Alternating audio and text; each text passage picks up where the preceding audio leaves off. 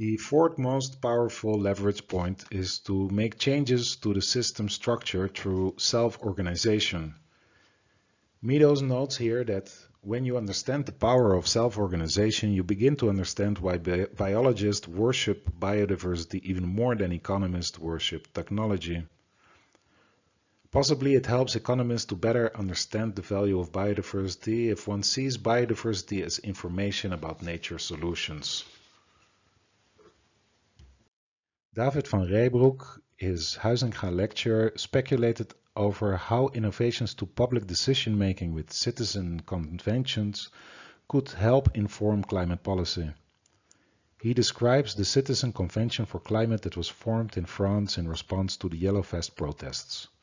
The convention consisted of 150 randomly chosen citizens, and they were tasked with formulating policy that would reduce France's greenhouse gases with 40% by 2030, in the spirit of social justice.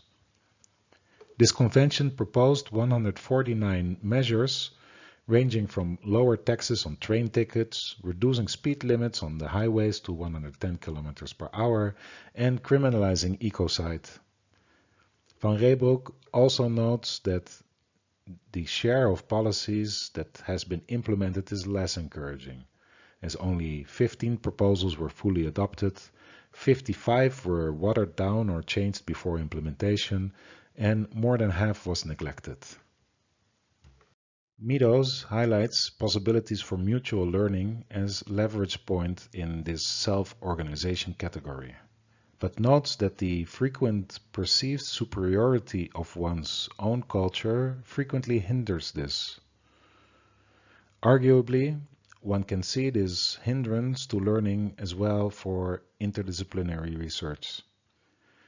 Now, I'm not sure whether such superiority of subcultures is in any way a fair translation for zoological and botanical subcultures. My guess is that diverging strategies are more likely due to different budgets, but during my recent zoo and botanical garden visits, I noticed some possibilities for zoos to learn from botanical gardens and vice versa. The information science in zoos are richer and display nearly always IUCN Red List status, and zoos often make use of sponsorship programs involving local business.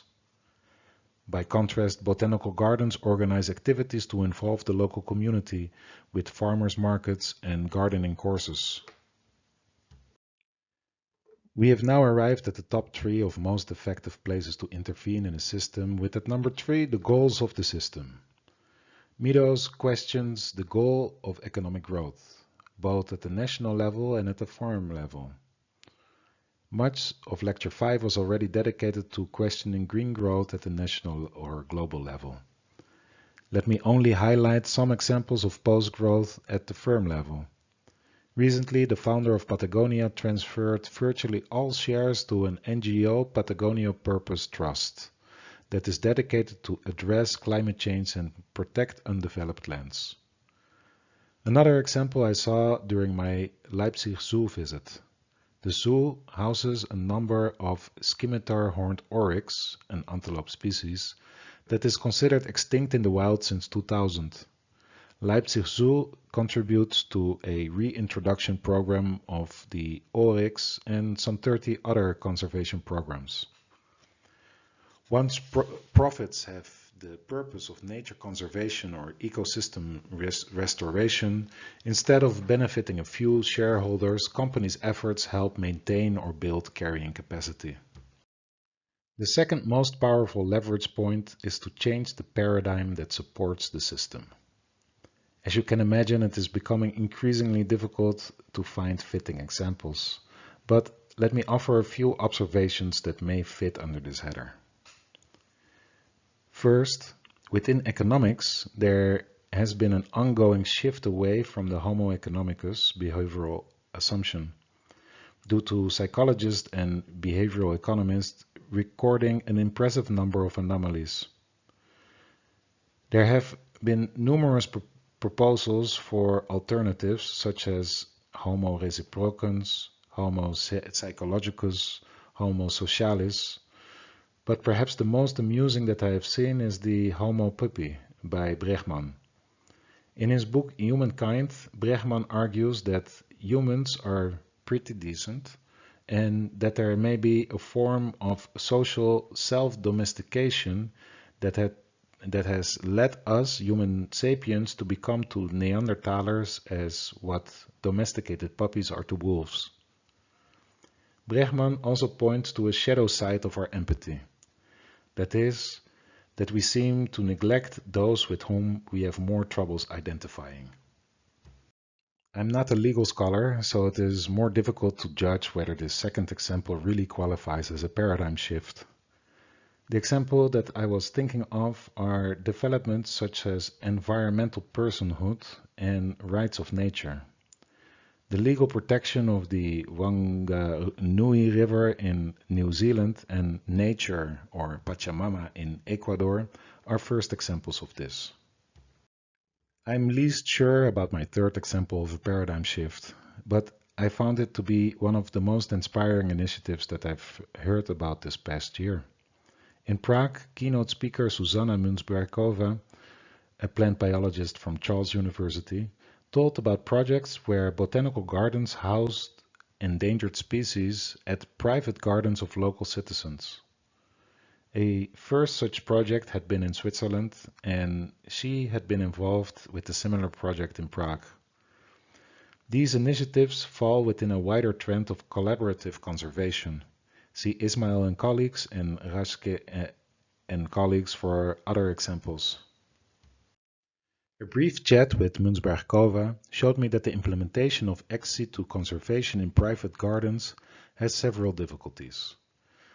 She told me that the project had years in the making because of legal difficulties with respect to liability and the protection of endangered plant species. Moreover, the strategy has risks for some species. Plant species that are more vulnerable to hybridization are likely less suitable, as the hybrids can additionally threaten the endangered in situ population. See Losada Gobillar and colleagues for more information on this. Meadows describes the power to transcend paradigms as the most powerful leverage point. Let me offer one such humble attempt here in offering my butterfly paradox. This butterfly paradox reads that to preserve a species, one needs to think outside of the species. After hearing about the legal difficulties of housing endangered plants from botanical gardens and private gardens, I wondered whether part of this initiative could be recycled to circumvent these legal issues.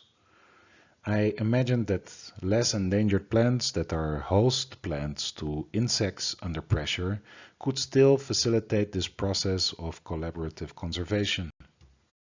When applied to our species, I believe that in the Anthropocene it has become vital to shed our anthropocentrism.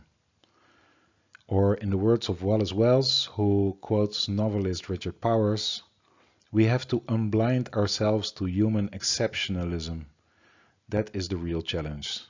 Unless forest health is our health, we are never going to get beyond the appetite as a motivator in the world.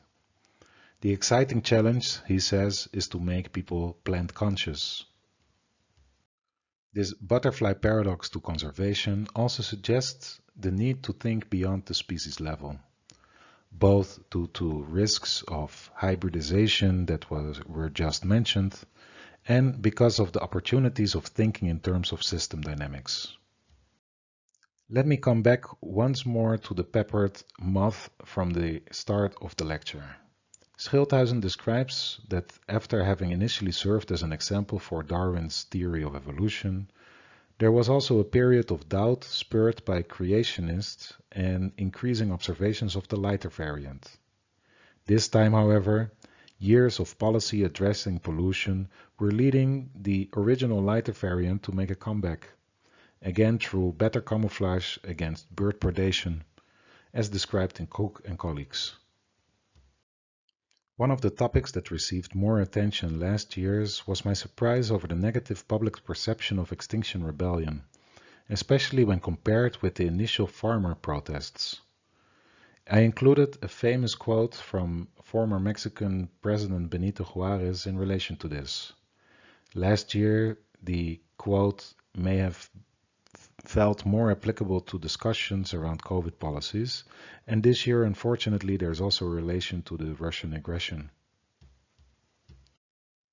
Entre los individuos, como entre las naciones, el respeto al derecho ajeno es la paz. Or in English, between individuals like between nations, respect for the rights of others gives peace. It is a shame that we rarely seem to agree what those rights of others are. The lecture of today is most difficult to briefly summarize, but let me try. We have looked into the butterfly effect, where I argue that this limit to predictability may offer an argument to base carbon pricing on switching cost estimates that have shorter predicted horizons than the social cost of carbon from integrated assessment models. I have talked about how peace can be important for the regenerative wing of butterfly economics. And finally, I have offered my butterfly paradox that human survival in the Anthropocene requires a shift away from anthropocentrism, or more generally, that to save a species, one needs to think outside of the species. Here you can find the references that I used for today's lecture, again separated on 2 slides. Before I close, let me say a few words more about the essay assignment. The essay assignment can possibly be best understood as a combination between showcasing some lessons learned from the lecture series and required readings, and a preliminary literature review or possibly a research proposal for a bachelor thesis. Hence the requirement of articles from 3 different weeks and a minimum of 3 additional readings. Administration has changed the submission deadlines on roosters.uva.nl to Friday, October 28, 6 o'clock. So let us follow this. For those of you unfamiliar with the forward citation search option of scholar.google.com, see the cited by hyperlink. This can be a useful way of finding recent literature. Every year a few students fail because of plagiarism. So if you quote correctly. That is, use quotation marks and refer to the reference where possible, including the page number. As final tips, describe your references individually, preferably letting me know whether it concerns a theoretical or empirical argument, and please do not add summaries in the reference list. I hope that you enjoyed this year's course. I wish you the best for finishing your essays. As they say in Mexico, sin miedo al éxito, or without fear to success. Thank you for your attention. Are there any questions?